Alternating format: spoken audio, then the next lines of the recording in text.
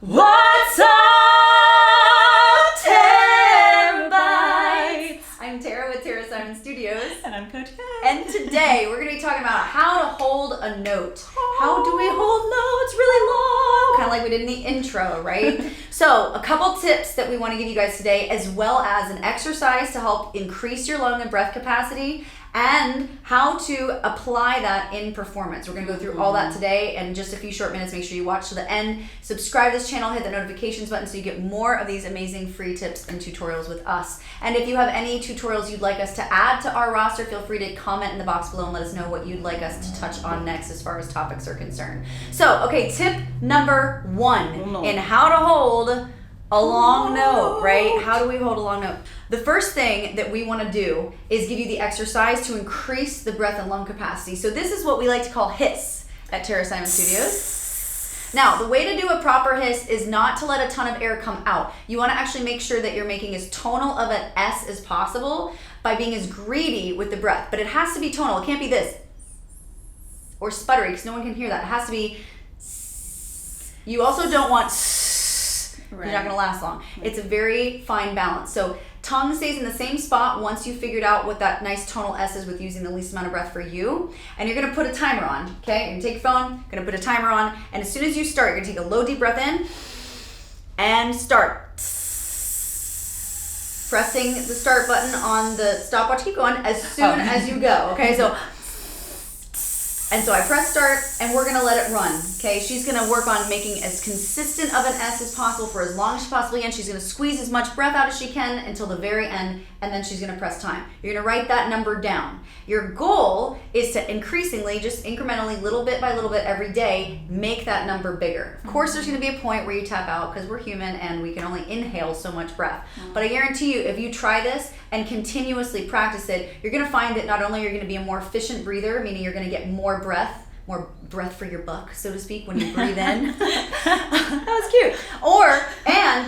And you're going to be more efficient at using that breath, which are the two components of being able to hold a long note. Right. You have to take a good breath in, and you have to be efficient in the way you're using the breath when it comes out, okay? Right. So the hiss is a great exercise. Kat has used this with a lot of her students and has found really great results with them. Yeah, and I tell them either you could do an S sound or you can do a tss, so with a T, kind of a tss. To start it off. Yeah. Right, to start off with. And I tell my students that just around the house, you can do this anywhere. Yep, if you feel comfortable doing it in the store, do it in the store. You can do it anywhere. Just wherever you are, it will help practice making your breath and being able to hold out notes a lot longer. And not only that, to engage your core and make it a lot stronger, even for notes. Absolutely. In general. Yeah, totally. Efficiency is what we're about. Singing smarter, not harder, right? Oh, who said that? Wow, I don't know. I don't know. God? I don't know.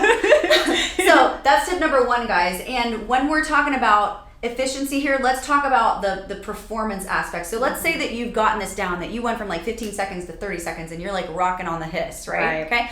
Let's say that you want to sing a song that has a long hold, or maybe you want to modify a song that could have a long hold there that might make it really original to you. It could be like your cover version of the song. So let's take, I don't know, like Don't Let Me Close One More Door. Okay? And that part of the Don't Let Me Close One More Door, where it's 2 beats. Don't make me close one, and then she moves down, right? So we're gonna go there, and I want you to sing it normally, Kat, and then we're gonna practice the 2 principles of how to hold a longer note in performance context, not just exercise context. So the first principle is this: start to set the intention of the amount of beats that you're holding it. So if this is 2 beats, then your intention is, in your mind, I am going to hold this note for 2 beats. I'm going to keep it open and keep it supported as long as I need to get those 2 beats out. Right.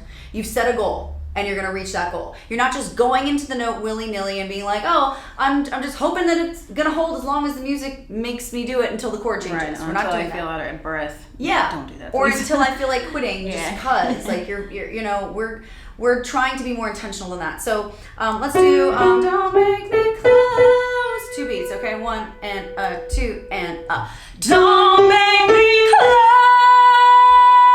one more door. Woo! Okay, well, Little Miss Overachiever did a little more than 2 beats. That's fine. It's gonna be even easier for her when we double it. So we're gonna do 4 beats. beats now. So she's now going to count in her head. I'm setting the intention. I'm doing 4 beats now. Okay? So close, 2, 3, 4. 1 more door. Okay? 4 beats. You got it in your head? You're going to count as you're holding it, right? Yes. Okay, and it could be on your fingers if you're practicing, but do not please do that and say you studied from us if you're doing it on the stage. Thank you very much. Here we go. So 1 and a 2 and a. Don't make me close one more door. Yes, gorgeous. Okay, so how did counting feel for you? Good. Yeah. It's like painting the rainbow. You Ooh, count. spoiler! She took my second thunder. Yeah, so that's point number 2. Go ahead and talk about it, Kat. Yeah. Okay, so it's pretty much painting a rainbow, and I tell my students this: when you're painting a rainbow, either it can be small, it can be medium, it can be large, however you want it. Just know the amount of times that you're counting during that song and how much you want to hold, or how long you want to hold out that note. Yep. So if, for example, the 4th count, if I'm doing that for 4 counts, and my rainbow is going to be 1, 2, 3, 4, and the last count, that is when your breath or your holdout note should end. Yep. Start from the beginning, go again, count. If you're doing 2, it'll be a smaller one. Yep. So you got to push yourself to the limit. You won't know until you do it and you try it. So if you do 2 and you say you master 2, go for 4. If you do 4, if you can, go for 6. Don't pass out, please. Don't pass out. But push yourself. Push yourself. Absolutely. And if you guys didn't see it already, it's going to be in the description box below. But make sure that you check out the link. I think it was Charmaine. Yes. Okay. Yeah. Coach Charmaine and I did an entire tutorial on what painting the rainbow is, very specifically. So we're not going to get into the nitty-gritty of painting the rainbow, but the technique and the trick is there, and it's worked wonders for a lot of you guys. You've just check out the comments of that video, you'll see. It's pretty cool, and it's all in your head, right? But it works. So painting the rainbow is a very powerful tool after you've mastered the counting. It sort of incorporates the counting, I would say, as well. Yeah. 2, 3. So let's have Coach Kat paint her rainbow while she's counting, and let's do, you want to do 5 or 6? Let's do 5. It's fine. It's fine. 5 right now. Okay, so we're going to do 5 first. I do 6 after. Okay, let's see how she does with 5. So 1 and a 2 and. Don't make me close one more door. Well, that was pretty much 6. Yeah, that's what I was thinking in my head. I was like, it's already in my head, so. Excellent. Yeah, so see, even involuntarily, we were given a challenge and she totally saw it through. Her mind was like, yeah, heck yeah, we're doing 6. What are you scared for, girl? You're a vocal coach, a TSS vocal coach. Push yourself. Yeah, push yourself. So that rainbow, it sets this physical goal of, I can't be done yet. Now I can be done, right? So it's even more powerful when you're adding that counting to something physical. You're really conducting yourself. Right. You're conducting your voice. Right, and especially because I found this with my students. If you're a person like me who works better visualizing things and seeing things instead of just holding it out and just looking across the room and seeing pictures everywhere, it will help to visualize a rainbow and to count your breath intake. Not only that, but also how long you should hold out. Yeah, it gives you a beginning, a middle, and an end, right? And your brain, when we are holding something, especially if it's high, and we're nervous or we're nervous about just that note, our brains want to stop the thing that's making us nervous. It's that survival thing that this in all of us. Tightens in here, and you're kind of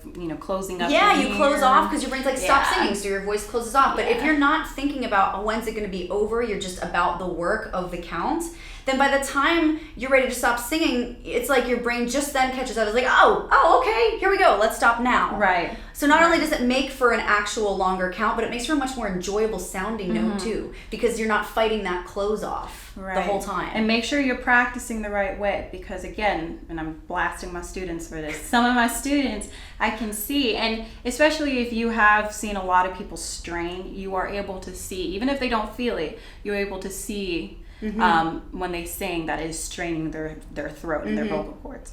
So if you're not doing it the right way, and that you are pushing yourself the wrong way out to hold in that note, you can strain a lot of your vocal cords. chords, and that can damage not only your voice but your throat for the rest of the song. Right. So you really want to be careful and make sure that you are taking the right air in and doing it the right way with the rainbow. Executing the right space and support, which is not a part of this video, but we do have a lot of tutorials on space and support, which you should go and peruse through, because it is assumed that if you're hitting a high, long hold, you're to the level, technically speaking, with your voice that you know how important space and support and the execution of those two things are to get to these long holds, okay? So there's kind of an assumption there too, so make sure that you're mastering that so that you're not hurting yourself. Good point.